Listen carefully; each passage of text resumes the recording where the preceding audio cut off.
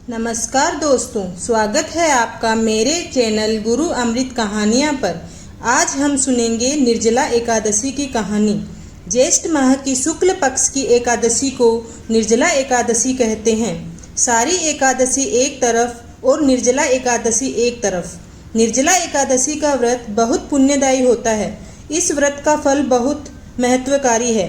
कहा जाता है कि सभी एकादशी व्रत के पुण्य का फल यह एक एकादशी का व्रत दे देता है।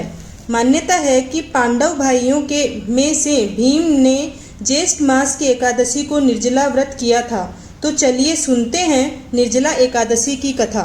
भीमसेन व्यास जी से कहने लगे कि हे पितामह, माता कुंती, द्रौपदी, भ्राता युधिष्ठिर, अर्जुन, नकुल, सहदेव सब एकादशी का व्रत करते हैं, परंतु पितामह मैं उनसे कहता हूँ कि मैं भगवान की शक्ति पूजा आदि तो कर सकता हूँ, दान भी दे सकता हूँ, परंतु भोजन के बिना मैं नहीं रह सकता। व्यास जी कहने लगे कि भीमसेन, यदि तुम स्वर्ग को अच्छा और नरक को बुरा मानते हो तो प्रति माह की दोनों एकादशियों को अन्न मत खाया करो। भीमसेन कहने लगे कि हे पितामह, मैं तो पहले से ही कह रहा हूँ कि मैं भूख को सहन नहीं कर सकता हूँ। यदि वर्ष भर में केवल एक ही व्रत हो तो वह मैं कर सकता हूँ, क्योंकि मेरे पेट में ब्रह्म नाम वाली अग्नि है, इसलिए मैं भोजन किए बिना नहीं रह सकता। भोजन करने से वह अग्नि शांत रहती है, इसलिए मैं पूरे दिन उपवास तो क्या, एक समय भी बिना भोजन नहीं रह सकता। अतः आप मुझे कोई ऐसा व्रत बताइए जो वर्ष में केवल एक ही बार करना पड़े और मुझे स्वर्ग की प्राप्ति हो जाए। व्यास जी कहने लगे कि हे पुत्र, बड़े बड़े ऋषियों ने बहुत शास्त्र बनाए हैं जिसमें थोड़े परिश्रम से ही स्वर्ग की प्राप्ति हो सकती है। इस प्रकार शास्त्रों में दोनों पक्षों में एकादशी का व्रत मुक्ति के लिए रखा जाता है। व्यास जी के वचन सुनकर भीमसेन नरक जाने के भय से भयभीत हो गए और कहने लगे कि अब मैं क्या करूं हे पितामह। हे पितामह, मास में 2 व्रत तो मैं नहीं कर सकता, पर वर्ष में 1 व्रत करने का प्रयत्न अवश्य कर सकता हूँ।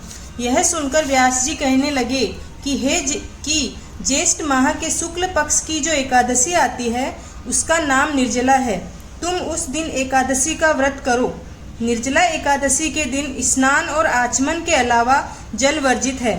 आचमन में 6 मासे से ज़्यादा जल नहीं होना चाहिए, नहीं तो वह मद्यपान के बराबर हो जाता है। इस दिन भोजन नहीं करना चाहिए, क्योंकि भोजन करने से व्रत का फल नष्ट हो जाता है। एकादशी के सूर्योदय से लेकर द्वादशी के सूर्योदय तक जल ग्रहण नहीं करें तो उसे सारी एकादशियों का फल प्राप्त होता है। द्वादशी को सूर्योदय से पहले उठकर ब्राह्मणों को दान देना चाहिए और इसके पश्चात भूखे और सद्पात्र ब्राह्मणों को भोजन कराना चाहिए और फिर खुद भोजन ग्रहण करना चाहिए। हे भीम, केवल एक दिन मनुष्य निर्जल रहने से पापों से मुक्त हो जाता है। जो व्यक्ति निर्जला एकादशी का व्रत करते हैं उनकी मृत्यु के समय यमदूत आकर उन्हें नहीं घेरते हैं और भगवान के पार्षद उसे पुष्पक विमान में बिठाकर स्वर्गलोक ले जाते हैं। अतः संसार में सबसे श्रेष्ठ निर्जला एकादशी का व्रत है। एक दिन यह व्रत सभी को करना चाहिए जो वर्ष में एक बार आता है। इस दिन ओम नमो भगवते वासुदेवाय नमः का जाप करना चाहिए और गोदान करना चाहिए।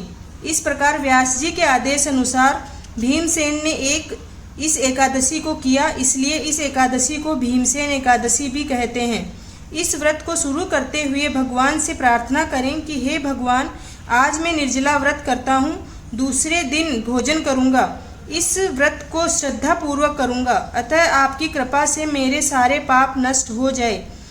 और फिर जल का दान करना चाहिए। जो यह व्रत करते हैं उन्हें करोड़ों सोने के दान के बराबर पुण्य फल मिलता है। कहानी अधूरी हो तो भगवान पूरी करना, पूरी हो तो मान करना। धन्यवाद।